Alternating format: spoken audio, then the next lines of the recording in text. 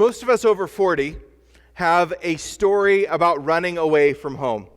I don't know about you guys. Nowadays, it's less common because everybody carries a GPS tracker with them wherever they go, right?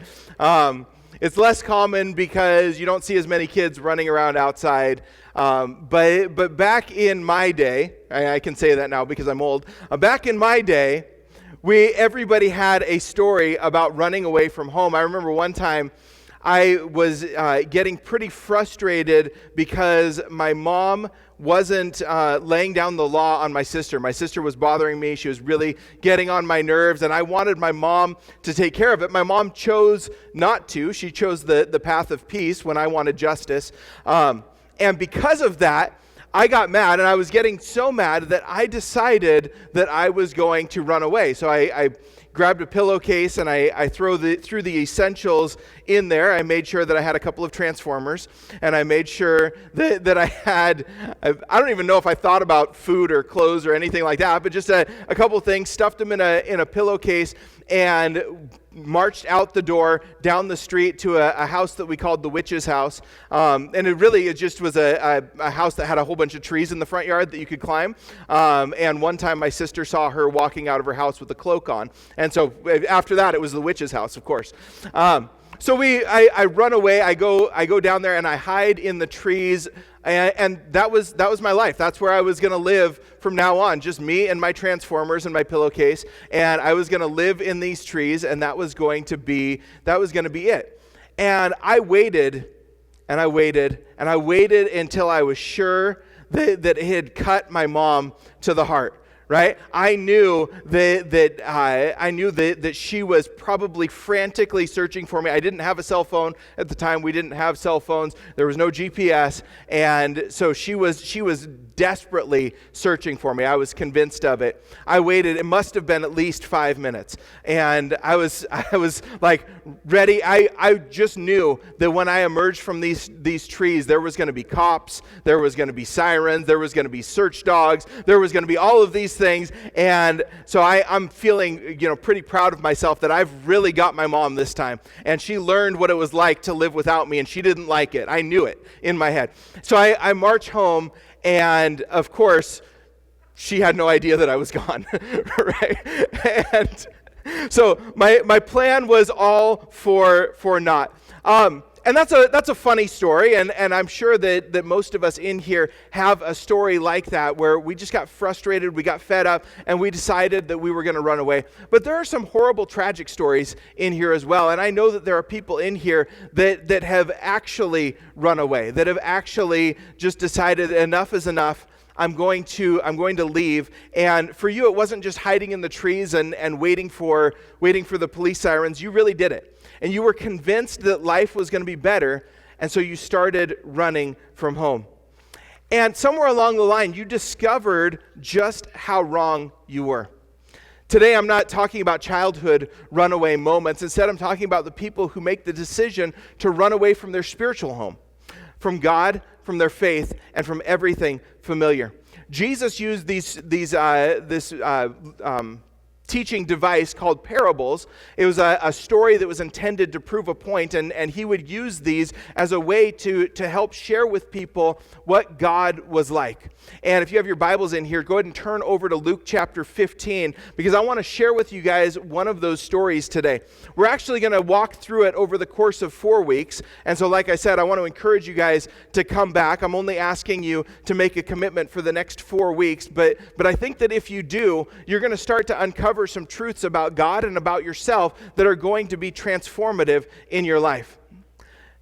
One of the most famous stories that Jesus tells is there's this chapter, Luke 15, where Jesus actually tells 3 stories in a row about missing things. The first story is about a shepherd who has 100 sheep, and one of them leaves. One of them runs away, and the shepherd leaves the 99. He goes and chases after the one. The next one is about a widow who has a coin, and she loses that coin, and so she tears up her entire house in order to find that coin. And when she does, then she calls her neighbors together, and they celebrate with her. And then this one is a story about a son who runs away from home. And so we're going to pick things up here in Luke chapter 15, starting in verse 11. And I'm going to kind of go back and forth through this story. So we'll have the verses on the screen behind me as well. Jesus continued, "There was a man who had 2 sons. The younger one said to his father, 'Father, give me my share of the estate.' So he divided his property between them."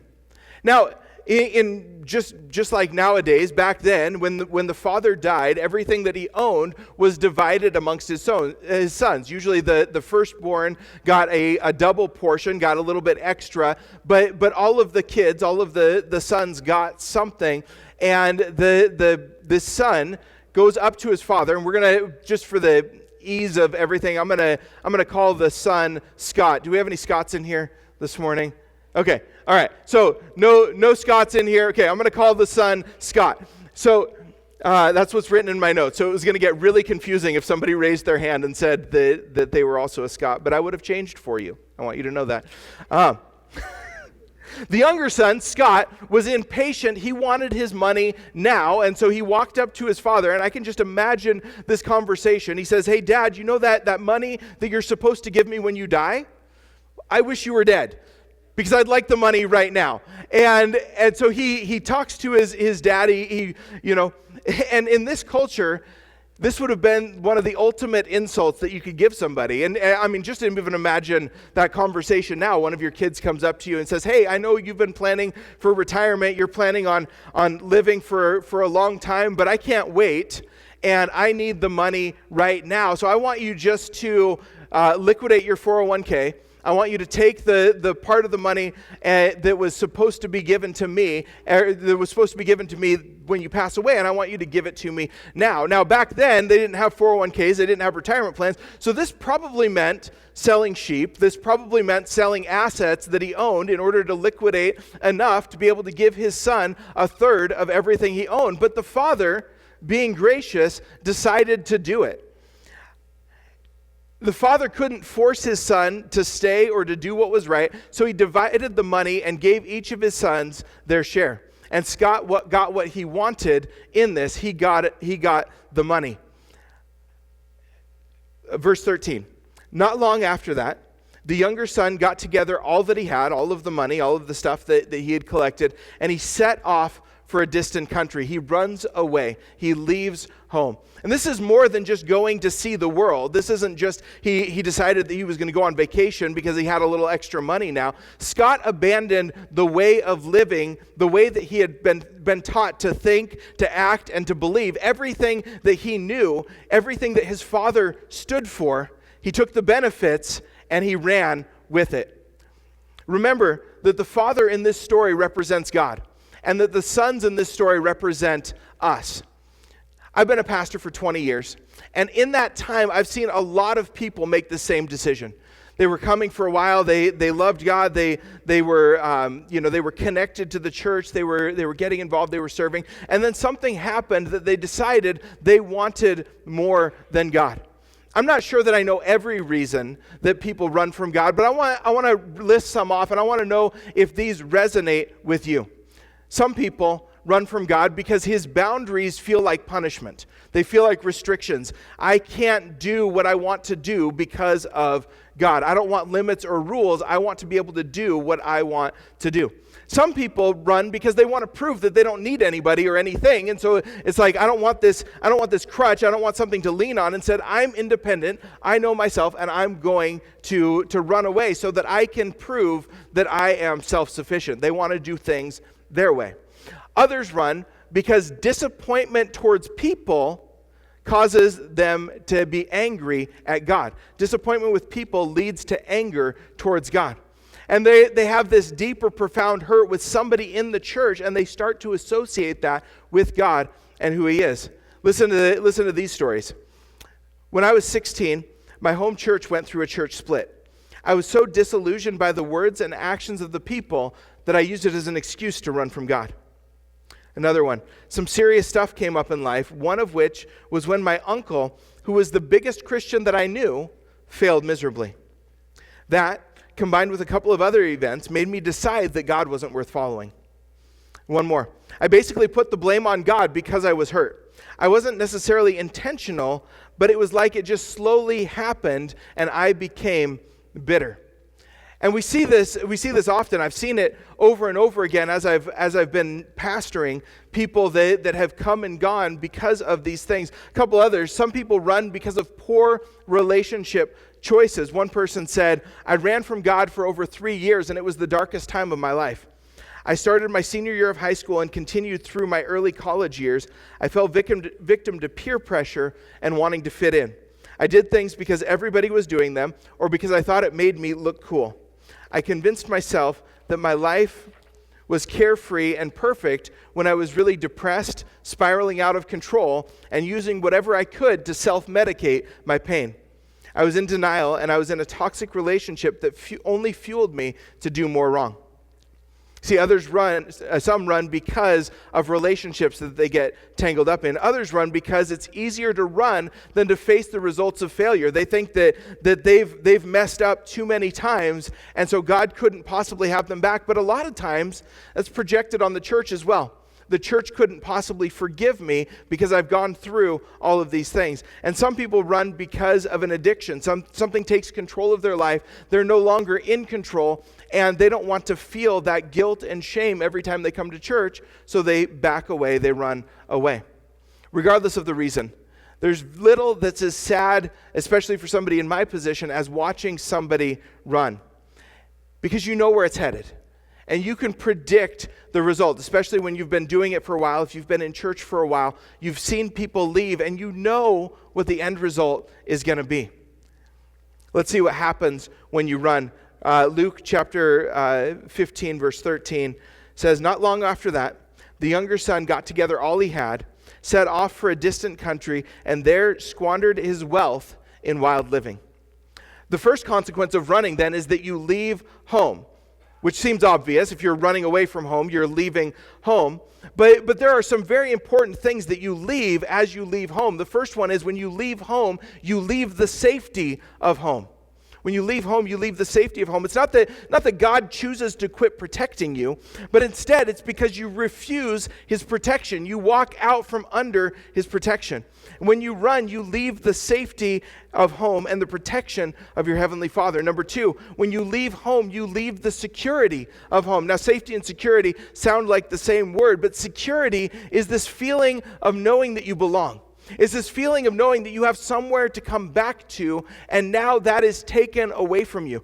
Security is that feeling of identity, knowing that I am part of something that's bigger than me. You leave that security of home. It's like when you come home from vacation and you know that you get to sleep in your own bed that night. There's just a safety and there's a security there, knowing that I'm in the place where I belong. So you leave the safety of home, you leave the security of home. And then number three, you leave the blessing of home. There are blessings that come for my kids with living in the Graham household. I pay for their food, and they eat a lot of it, right? One time, my oldest son ate 18 eggs in one sitting. You can just imagine what that would have been in today's economy. Thankfully, this was a couple years ago. But 18 eggs in one sitting. I pay for their water, their electricity, their clothes, their gas, a roof over their head. I let them watch my TV in my living room while they lay on my couch and they breathe my air, right? All of this comes together. There are blessings for my kids with living in the Graham household that they had nothing to do with.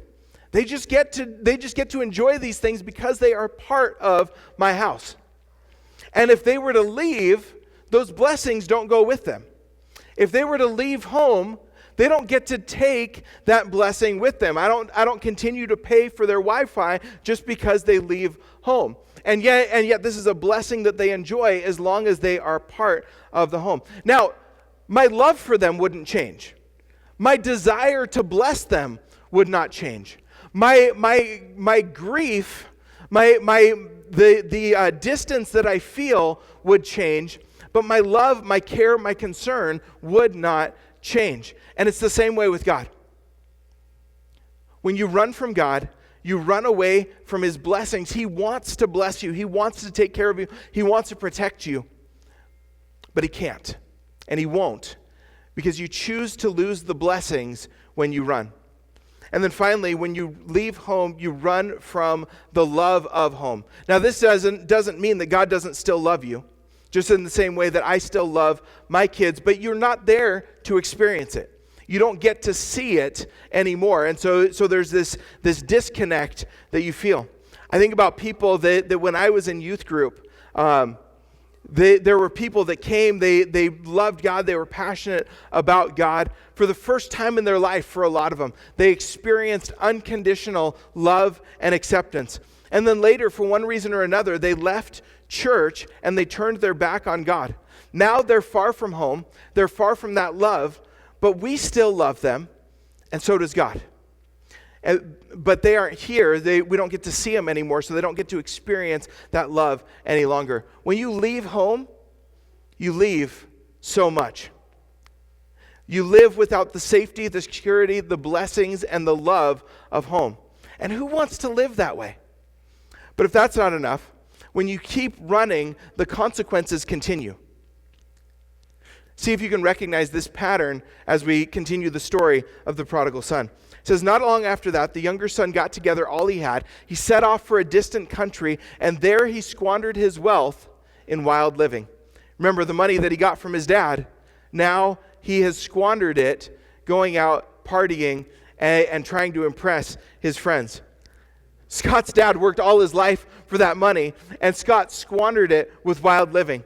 He wasn't trying to do good with the money, just trying to do what was good for him. He ran away to party, and he lost everything in the process. And it's easy to look at Scott and say that wasn't a very smart decision. And truth is, it wasn't smart, but it was predictable. And if you've lived any amount of time in life, you've watched people do this in their lives, where they start to go down a road, they start to make some decisions, and you're like, I can see where this is headed. And if you don't change course, if you don't change path, you're going to end up in a place that you don't want to be. Because nobody intends to make a mess of their life. Nobody decides one day. There used to be the anti-drug abuse commercials that were like, nobody wants to be a drug addict, or nobody decides to be a drug addict. And that's true. Right? Nobody wants to ruin their life. Nobody sets out. No kid when they're growing up is like, hey, what do you want to be when you grow up? Well, I want to be homeless and alone, and I want to be, I want to be hooked on drugs. And nobody says that. Nobody sets out to do that, and yet so many people end up there. So many people, and it's a series of decisions that they make that lead them to that point. And when they finally come back, and we've had lots of these stories in our church, when they finally come back, some of the questions that they ask are, what made me do that? How did I ever make that decision? Why did I ever get married to that person? Why did I spend so much money on that? Why? What made me do this? Let's continue. Luke 14. After he had spent everything. So Scott lost all the money. But again, this is part of this pattern that we see, that when you run from God, you end up losing. When you run from God, you lose. And we've seen these stories over and over again. Some lose money, some lose their family, some lose marriages, some lose their job or their career, some lose businesses, some lose friends, some lose their innocence, some lose their reputation. Over and over and over again, we see these stories of how much people lost. In Scott's case, it was all of his dad's hard work building up an inheritance for his son, and Scott goes and he blows all of it. For you, it might be something different, but there is a loss associated with running away. And it's painful to watch, because as a pastor and as somebody that genuinely wants what's best for you, my heart breaks for those that are running away and for what their decisions have cost them. Verse 14, after he had spent everything, there was a severe famine in the whole country, and he began to be in need. Now, this famine would have come whether he had all of the money still or not. The famine was coming either way, but because he had made these bad decisions, he found himself in a dire circumstance. There's a very good chance that the famine also reached the father's household, and yet the father was able to weather the storm because of the good decisions that he had made. And when you run from God, your plans tend to fall apart. You can't see the famine that's on the horizon. You can't see the thing that's going to mess up and upset everything that you have planned. And yet it happens just the same. It's kind of like when we used to have to use paper maps to get somewhere. And one time, my wife and I, we were living down in Grays Harbor County in a little town called Oakville. And we were looking at the map, and we were like, well, we want to go to Aberdeen, which is out by the coast, and we're looking at the map, and we see this road that looks an awful lot like a shortcut. And we knew the highway went, kind of up and around, but if we could just take this road, then we would be we'd save so much time. So we loaded up the kids in the van, and we decided to head out on this road. And very quickly, we realized why it wasn't the highway. Because as we're driving up this road, it changes from pavement to gravel, and then it changes from 2 lanes to 1 lane, and then those lanes get filled with potholes, and pretty soon my minivan is trying to off-road, and then we're on the side of a mountain, and there's not much space on either side of the van, and we're looking out the window, and I'm telling the kids, hey, everybody get on the left side of the van, because we don't want this thing to accidentally roll over to the right. And so we're looking down, and we finally made it, but that 45-minute drive that would have taken if we had taken the highway took over 2 hours trying to take the shortcut. And it's so true for us. You see a map, and so you get this picture, it's this idea of what things might look like. But when you get down into the details, when you get to the actual journey, you find so many things that change and upset the status. And so Scott thought that he could go, that he would enjoy his time partying, he would make a bunch of friends, build a bunch of relationships, and everything would just be great. He spent all of his money, and then the famine came. And all of these things that he thought were going to go well fell apart right away. Everyone thinks that they're the exception. They think that they've got it all planned out. They think that they can continue to do it. I'm just going to take a little hit of this, a little smoke of that. I'm just going to, I can take 1 drink. I can eat 1 Lay's potato chip. Nobody else can, but I have the willpower to just eat 1, right? Everybody thinks that they're the exception. But I bet if I was to pass the microphone around right now, I would have a lot of people that would say, I thought that was the exception, and then something happened. And then there was an unexpected thing, and things didn't go according to my plan. And the truth is, when you run from God, it's inevitable. Your plans will fail. Your relationship plans, your financial plans, your future plans all fail. One day, you're going to look around, you're going to say, I didn't mean to get her pregnant. I didn't count on being broke. I never thought I'd be chasing the next high. Being lonely wasn't part of the plan. And you're going to look around and you're going to say, all of a sudden, there's a famine in the land, and I don't know what to do. I don't know how to respond.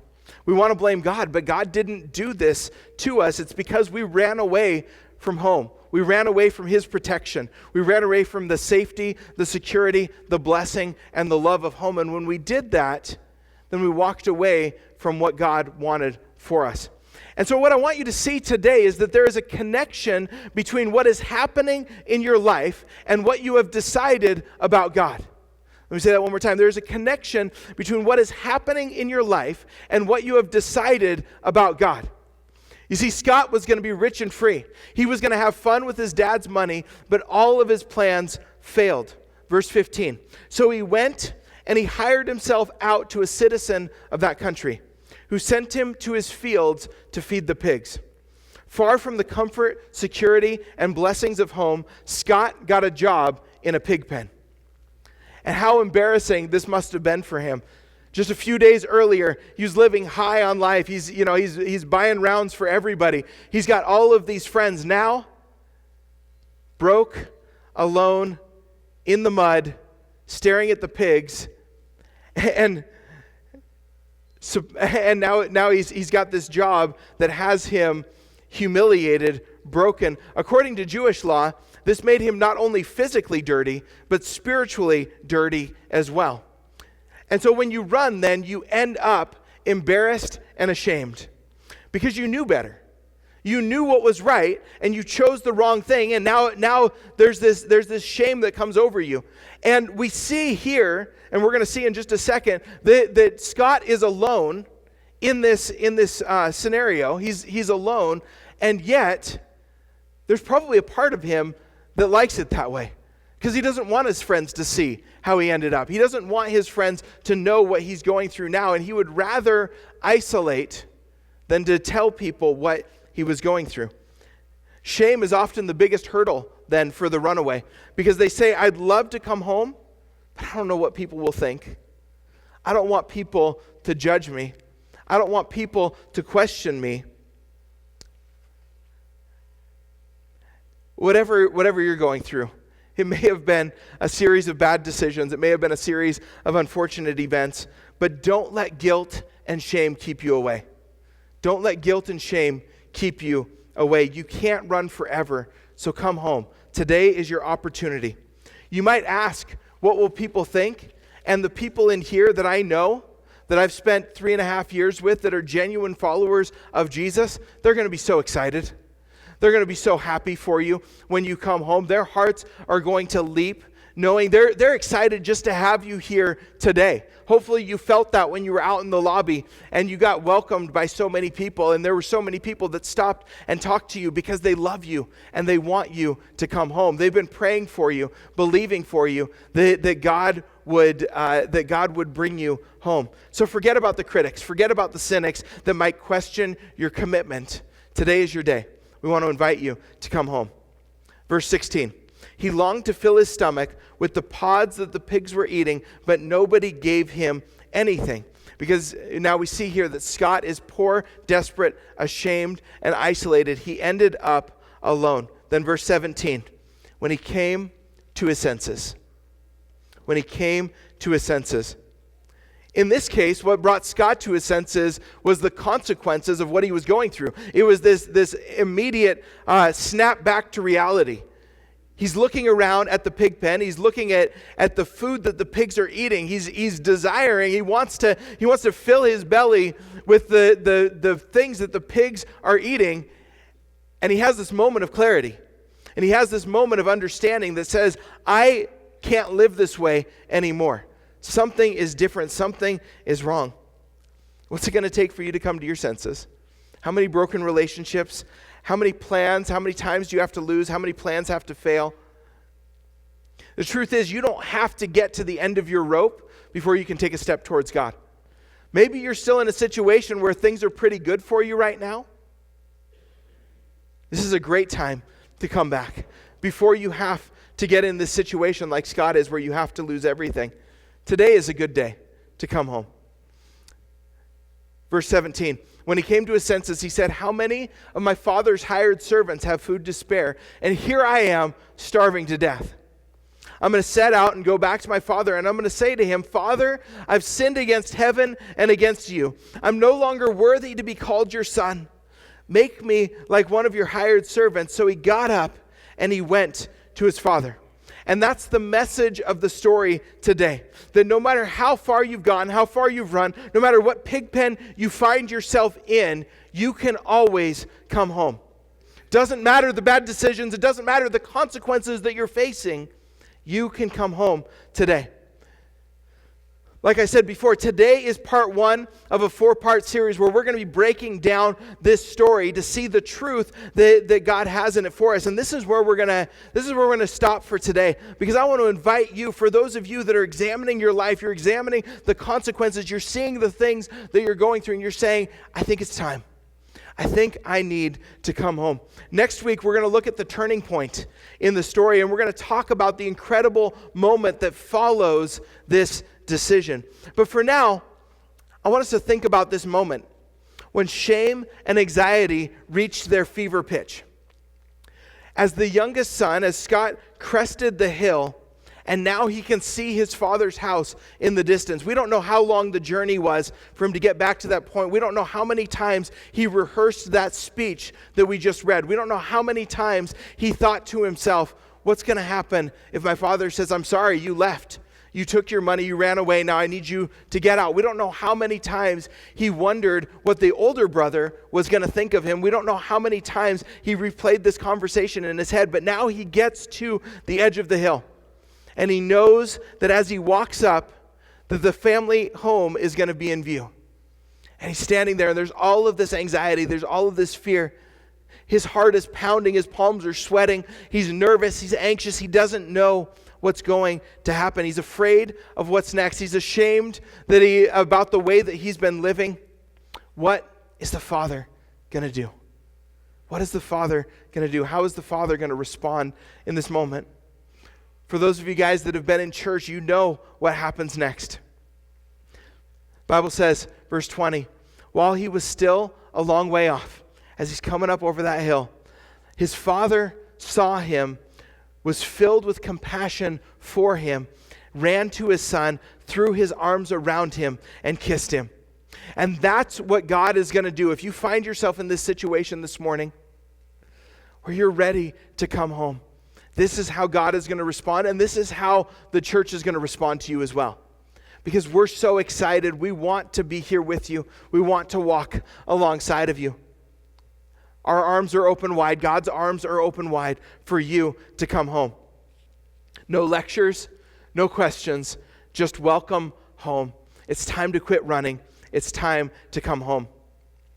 Just for a second, I want to shift gears. I want to talk to you about another story of running, but this isn't a story of somebody running away. This is a story of somebody running to. Because Easter is the story of a father running to his children. And we see this in the life of Jesus. It's the story about Jesus who willingly left the safety, the security, and the blessing of his home in heaven and came to earth. The Bible says that he was born, he lived a sinless life, and then ultimately he gave his life in ministry to others. He lived for others. Ultimately, he died for others. And then we get to Easter morning because the death wasn't the end. Romans crucified a lot of people. There were a lot of graves. There were a lot of people that stood up and said that they were the Messiah. There were a lot of people that made that claim. It wasn't the crucifixion that changed history. It wasn't the fact that Jesus lived that changed history. It was his death and then his resurrection that became the turning point for humanity.